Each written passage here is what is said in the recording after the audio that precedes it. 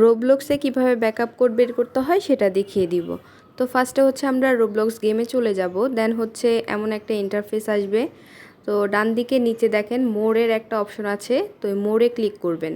তো মোড়ে ক্লিক করব, দেন হচ্ছে নিচে আসব, দেখেন সেটিংস নামে অপশন আছে, এই সেটিংসে ক্লিক করব, সিকিউরিটিতে ক্লিক করব,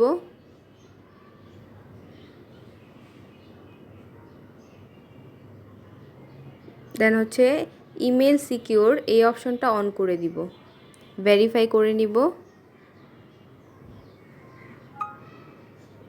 এবার নিচে আসার পর দেখেন জেনারেট নামে অপশন আছে, এখানে ক্লিক করব।